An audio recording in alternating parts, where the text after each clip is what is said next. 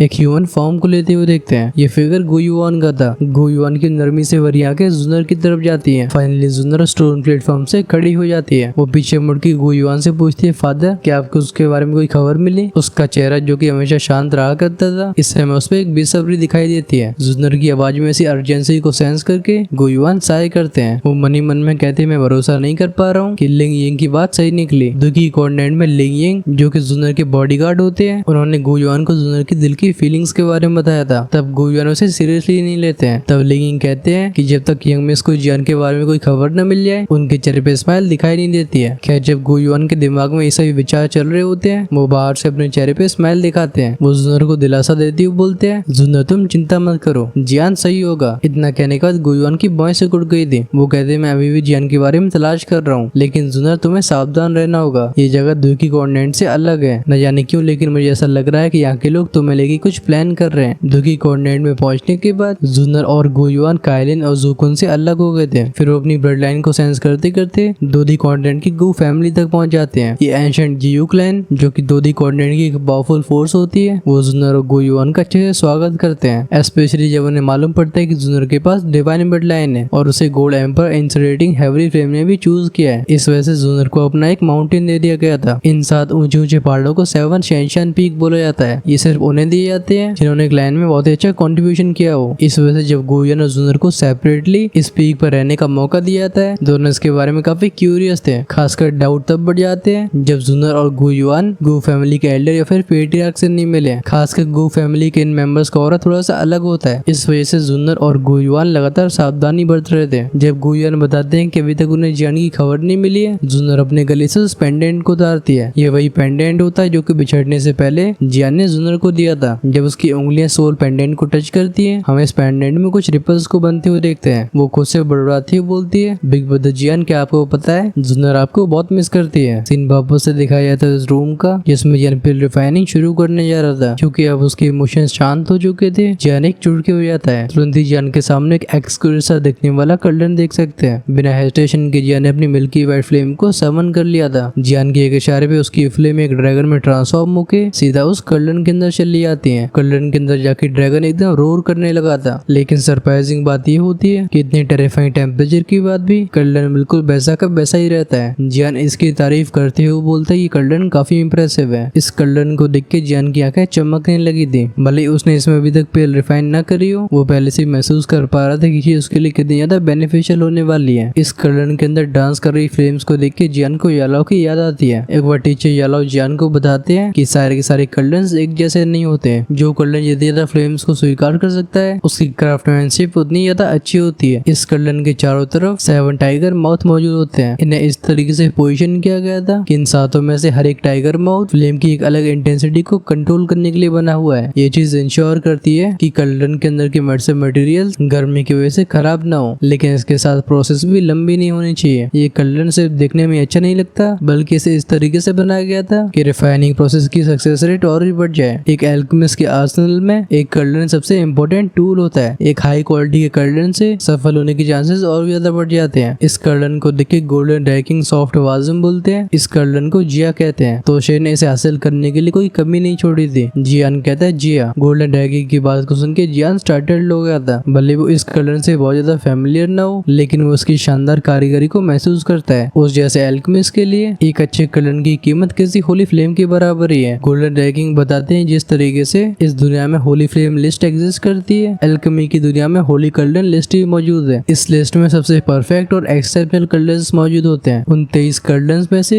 जिया की रैंक 18वीं है। इस जानकारी की वजह से जियान का मुंह डब्बे की तरह खुला रह जाता है। जियान इस कर्लन के बारे में और भी जानना चाहता था लेकिन गोल्डन ड्रैगिंग इसके ओरिजिन के बारे में कुछ बताते नहीं है बल्कि वो जियान को रिफाइन के लिए तैयार होने के लिए बोलते हैं। जियान एक हाथ से हैंडसील को चेंज करता है। उस कर्लन के अंदर की मिल्की वाइट फ्लेम एकदम ज्वालामुखी की तरह विस्फोट हो जाती है। बहुत ही जल्दी तापमान उस लेवल तक पहुंच जाता है जिसपे गुबन पे युआन पिल को रिफाइन किया जा सके। इस फाउंडेशन बिल्डिंग पे युआन पिल को रिफाइन करने का फॉर्मूला गोल्डन ड्रैगिंग ने जियान को काफी पहले से दे दिया था लेकिन तब जियान के पास इसे रिफाइन करने के लिए सफिशिएंट स्ट्रेंथ नहीं होती। इस गुबन पे युआन पिल के फॉर्मूले को देख के जियान पूरी प्रोसेस को दिमाग में छाप लेता है। अब उसका कॉन्फिडेंस भी बढ़ चुका था। हम जियान को अपने हाथ को वेव करते हुए देखते हैं। कई मेडिसिन हर्ब्स कर्लन की तरफ चली जाती हैं। वैसे मैं फिल्म को प्रिसाइसली कंट्रोल कर रहा था तब भी जियान नोटिस करता है कि यहाँ पे कुछ तो गड़बड़ी है। न जाने क्यों लेकिन कर्लन के अंदर टेम्परेचर अपने आप ही राइज हो रहा है। बगल में खड़े गोल्डन ड्रैगिंग जियान को डांटते हुए बोलते हैं, लिटिल लियांजी तुम डिस्ट्रैक्ट मत हो। वैसे भी इस पिल को रिफाइन करना बहुत ही कठिन होता है। स्पेशली वह तब लागू होती है जब जियान का लेवल इतना कम हो। इस समय जियान बिल्कुल भी डिस्ट्रैक्ट नहीं हो सकता था। एक गहरी सांस लेने के बाद जियान फिर से कुछ हैंडसीज को चेंज करता है। उसका पूरा फोकस कर्लन के अंदर था। जैसे जैसे जियान के नियंत्रण के अंदर कर्लन के अंदर का तापमान बढ़ता है इस चेम्बर के अंदर टेम्परेचर भी बढ़ता जा रहा था। ऑफ कोर्स इससे जियान को कोई परेशानी नहीं होती। ये मामला कुछ और सेकंड तक चला था। इस मोमेंट में जब जियान फ्लेम के टेम्परेचर को बदलने की कोशिश करता है कर्लन के अंदर की फ्लेम अपने आप ही फूलने लगती है। देखते देखते पूरा चेम्बर इस फ्लेम के चपेट में आ गया था। फिर एक बैंग साउंड के साथ कर्लन के अंदर एक एक्सप्लोजन होता है। भले ही जियान ने सही समय पे इन फ्लेम्स को अपने शरीर के अंदर ले लिया हो लेकिन रायता पहले ही फैल गया था। अब जियान चाहे कितनी फ्रस्ट्रेशन फील कर रहा हो वो हर बार परफेक्ट परफॉर्म नहीं कर सकता। वो इस कमरे की सारी फ्लेम्स को बुझा देता है। उसे नेक्स्ट ट्राई काफी ज्यादा केयर से करना होगा। अपने सामने किस फायर रेड कर्लन को देख के जियान ने गहरी सांस भरी थी। फिर जैसे ही अपने मुंह को खोलता है मिल्की वाइट फ्लेम को एक बड़ा सा क्लाउड उसके मुंह से बाहर आया था। उसकी उंगली के इशारे पे फ्लेम हवा में 50 डिग्री का एंगल बनाते हुए सीधा उस कर्लन के अंदर चली जाती है। बाय द वे मैंने 50 डिग्री ऐसे ही बोल दिया था। जैसे ही कर्लन के अंदर फ्लेम फिर से एंटर करती है इस रूम का टेम्परेचर फिर से राइज होने लगा था। खैर इस हीट की वजह से जियान के ऊपर कोई फर्क नहीं पड़ता है। अपने हाथ के एक इशारे के साथ जियान अपने स्टोरिंग में से और कई मेडिसिन हर्ब्स को बाहर निकालता है। इन जड़ी बूटियों को उसकी दूरी की प्रोटेक्ट कर रही थी। जब इतनी सारी जड़ी बूटियां हवा में फ्लोट करती है ये नजारा काफी अच्छा होता है। फाइनली आंखें बंद करके जियान एक बार इस पिल की डिटेल्स के बारे में याद करता है। ये गुबन पे युआन पिल एक ऐसी फर्स्ट ऑर्डर की एम्पर ग्रेड टियर लेवल की पिल है जिससे फिजिकल फिटनेस को बढ़ाने में, अपने पोटेंशियल को जगाने में और कल्टीवेशन टैलेंट को बढ़ाने के लिए फर्स्ट ग्रेड की पिल्स में सबसे अच्छा माना जाता है। इसे रिफाइन करना बहुत ही पेचीदा है और इसमें टोटल 107 इंग्रेडिएंट्स लगते हैं और इस गुबन पे युआन पिल के मेन 5 इंग्रेडिएंट होते हैं। ये होते हैं स्नो क्रीम जी, green wood fruit, dragon blood immortal wine, एक एम्पर ग्रेड का ड्रैगन कोर और एक हाई लेवल के मैजिकल बीस्ट का ब्लड एसेंस। इनमें से हर एक मटेरियल बहुत ही ज्यादा रेयर होता है, इन्हें ढूंढना बिल्कुल आसान नहीं होता। जियान अपने मास्टर तोशी एंशिएंट गॉड को धन्यवाद देते हुए बोलता है, अच्छी बात है कि मेरे मास्टर के रिंग में कई सारे मेडिसिन इंग्रेडिएंट्स मौजूद थे और क्योंकि मैंने उस ब्लड थर्स्टी ड्रैगन लिजार्ड का मैजिकल कोर हासिल कर लिया था, मेरे पास चीजें पूरी हो गई हैं। लेकिन पहली कोशिश के खराब होने की वजह से अब इसे रिफाइन करने का मेरे पास बस एक ही मौका मिल गया है। मुझे इसे पूरा ध्यान लगाना होगा। इस बार की रिफाइनिंग में जियान किसी भी डिटेल को मिस नहीं करना चाहता था। भले उसने कई कॉम्प्लेक्स मेडिसिन फॉर्मूले देखे हो, लेकिन इस मेडिसिन पिल का पेचीदापन कुछ अलग ही लेवल का होता है। उसने जो एम्पर ग्रेड की ट्रांसफॉर्मेशन पिल रिफाइन करी थी वो भी इसके सामने फीकी पड़ जाती है। अब समय आ गया था जब जियान चीजों पर फोकस करे। इस वजह से हम भी चलो ज्यादा उसे डिस्टर्ब नहीं करते हैं। आपके इस एपिसोड के बारे में क्या ख्याल है कमेंट्स में जरूर लिखना। मैं आपके सारे कमेंट्स को रीड कर रहा हूँ। आई नो कई लोग कहने वाले को एपिसोड को लंबा क्यों नहीं किया। वैसे पहली बात तो यही है कि इस नोवेल की इतनी शानदार ट्रांसलेशन को अच्छे से तुम सभी के सामने पेश करने में तुम्हारी भाई की बैंड बज गई है। प्लस ये रिफाइनिंग प्रोसेस थोड़ी सी लंबी चलने वाली है। हम नेक्स्ट एपिसोड में जियान के सेकंड और फाइनल अटेम्प्ट को देखेंगे, जिसमें उसके सामने एक और भारी परेशानी आएगी। अगर आप उसे मिस नहीं करना चाहते हो तो चैनल को सब्सक्राइब करके बेल आइकन के बटन को ऑन करके रखना, जिससे हमारी वीडियोस आपके पास सबसे पहले पहुंचे। चैनल की मेंबरशिप सभी भी ओपन है। अगर आप रिलीज होने वाले एपिसोड्स को एक दिन पहले देखना चाहते हो तो आप हेल गार्डन के प्रीमियम मेंबर बन के हमें पर्सनली सपोर्ट कर सकते हो। ज्वाइन का बटन मिलेगा चैनल के होम पेज पे। इसी नोट के साथ हम करते हैं वीडियो को finish. Until then take care, tata, bye bye.